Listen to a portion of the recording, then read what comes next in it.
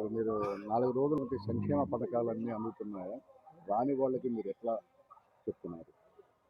Media సోదరులందరికీ ధన్యవాదాలు.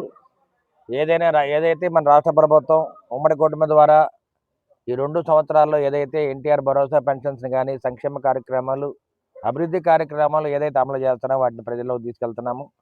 గడిచిన 5 ఏళ్లలో ప్రతిపక్షంలో ఉన్నప్పుడు ఏదైతే హామీలు ఇచ్చామో వాటిని నెరవేర్చామని చెప్పి ప్రజల్లోకి వెళ్తూ మేము చెప్తా ఉన్నాము. తల్లికి వందనం కానీ, అన్నదాత సుఖీభవ కానీ, గ్యాస్ సిలిండర్ కానీ, ఉచిత బస్సు ప్రయాణం కానీ, అదేవిధంగా వాహన మిత్ర కానీ, ఈ విధంగా మరి సీఎం రిలీఫ్ ఫండ్లు కానీ దాదాపు ఇవన్నీ కూడా 666 కోట్లు మేము 2 ఏళ్లలో ఇవ్వడం జరిగింది ప్రభుత్వ పరంగా. అదేవిధంగా ప్రతి ఇంటికి వెళ్ళినప్పుడు ఎవరికైతే సంక్షేమ పథకాలు అందట్లేదో, కనీసం 1000 మందిలో ఒకరికి అందకపోయినా కానీ వాటిని వెంటనే అమలు చేయడానికి మేము సచివాలయం సిబ్బంది కానీ, ప్రభుత్వం ద్వారా కానీ, కలెక్టర్ ద్వారా కానీ, తల్లికి వందనం కానీ, అన్నదాత సుఖీభవ కానీ ఇవన్నీ కూడా సక్రమంగా అమలు చేయడానికి మేము వారి దగ్గర హామీ తీసుకున్నాం. మేము హామీ ఇస్తూ ఉన్నాం. అదేవిధంగా అభివృద్ధి పరంగా రోడ్లు కానీ, కాలువలు కానీ వీటన్నిటి కూడా అభివృద్ధి చేస్తామని చెప్పి ఎక్కడైనా ఇబ్బందులు ఉన్నప్పుడు వాటిని ఎమ్మటే నెరవేరుస్తున్నాము. ప్రభుత్వ సిబ్బంది కూడా మాతో పాటు ప్రయాణం చేస్తున్నారు. అన్ని విధాలా ప్రజలందరూ కూడా సాధారణంగా ఆహ్వానిస్తున్నారు. అంటే ప్రజలందరూ కూడా అన్ని హామీలు నెరవేరాయని మేము చెప్పడం లేదు. కానీ అన్ని హామీలు ప్రజలకు అందుతున్నాయా లేదా తెలుసుకోవడానికి మేము ప్రజల్లోకి వెళ్తున్నాం. అందుకని ఒక్కో చోట కొంతమంది గవర్నమెంట్ ఎంప్లాయీస్ ఉంటారు, సచివాలయ సిబ్బంది ఉంటారు. కరెంట్ మీటర్ రీడింగ్ ఎక్కువైనప్పుడు కూడా వాళ్ళకి కొన్ని పథకాలు రావట్లేదు కాబట్టి ఏదైతే మనం ఇచ్చిన హామీ ప్రకారం అన్నిటిని కూడా నెరవేర్చాలి. వాళ్ళందరూ కూడా పేద ప్రజలు, middle class people, lower class people కాబట్టి వాళ్ళ పిల్లలకు కూడా మరి తల్లికి వందనం కార్యక్రమాన్ని అమలు చేయాలని చెప్పి మేము ముందుకెళ్తా ఉన్నాం. అదేవిధంగా చంద్రబాబు నాయుడు గారు, పవన్ కళ్యాణ్ గారు ఆదేశాలతోటి పీపీ విధానం కానీ, P4 విధానం కానీ, అన్నా క్యాంటీన్లో RO ప్లాంట్ ఏర్పాటు చేయడం జరిగింది. స్కూల్స్కి వెళ్ళి స్పోర్ట్స్ కిట్ ఇస్తున్నాము, స్టడీ మెటీరియల్ ఇస్తున్నాము. అదేవిధంగా ప్రభుత్వ పరంగా మరి మిడ్ డే స్కూల్ కానీ, డ్రెస్ మెటీరియల్ ఇవన్నీ కూడా సక్రమంగా ఇస్తూ ఉన్నారు. సాధ్యంతవరకు ఈ ప్రభుత్వంలో మంచి ఆలోచనతోటి నారా చంద్రబాబు నాయుడు గారు, మరి ప్రీతమ నేత మరి డిప్యూటీ సీఎం పవన్ కళ్యాణ్ గారి ఆధ్వర్యంలో అన్ని హామీలు నెరవేర్చుకోవడానికి ప్రభుత్వం ప్రయత్నం చేస్తూ ఉంది. ఎమ్మెల్యేలుగా మీ చదవడం అరవింద్ బాబు నర్సరాపేట నుంచి అన్ని కార్యక్రమాలు అమలు చేస్తూ 27వ తేదీన ఈ కార్యక్రమాన్ని మొదలుపెట్టాము. మరి ఇప్పుడు 4 రోజుల నుంచి ఈ కార్యక్రమాన్ని ప్రతి గడపకి వెళ్తున్నాము.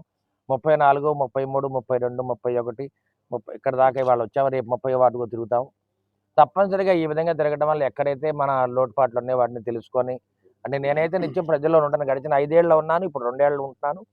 అన్ని హామీలు నెరవేర్చడానికి మా ప్రజలకి నేను అండగా ఉంటానని తెలియజేస్తున్నాను. ప్రజలు కూడా ఎప్పుడు నిత్యం మా ఎమ్మెల్యే గారు ఎప్పుడు ప్రజల్లో ఉంటారు కాబట్టి వాళ్ళు కూడా చాలా స్వతంత్రంగా నా దగ్గరికి రావచ్చు.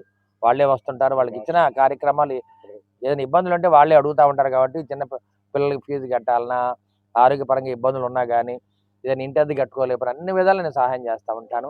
గడిచిన 5 ఏళ్ళు ఏ విధంగా చేశాను, ఇప్పుడు కూడా ఈ 2 ఏళ్ళు కూడా ప్రభుత్వ పరంగా ఉన్నా కానీ నేను అందరికి అందుబాటులో ఉంటాను. మరి మీడియా సోదరులందరూ కూడా ఇది తెలుసు.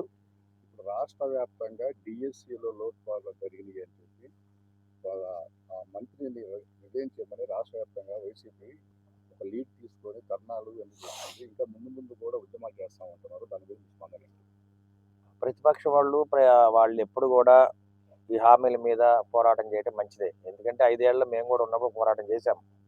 కానీ ఉమ్మడి కూటమిలో డిఎస్సి ఎగ్జామ్ పెట్టి మొట్టమొదటి సంతకం చంద్రబాబు నాయుడు దాని మీద పెట్టి దాదాపు 16,600 మందికి ఉద్యోగాలు ఇవ్వడం జరిగింది. పూర్తిగా మెరిట్ ద్వారా అవన్నీ కూడా అమలు చేయడం జరిగింది. ఎక్కడైనా అవకతవకలు జరిగినాయేమో, ఎవరికైతే ఉద్యోగాలు వచ్చినా వాళ్ళే చెప్పనండి.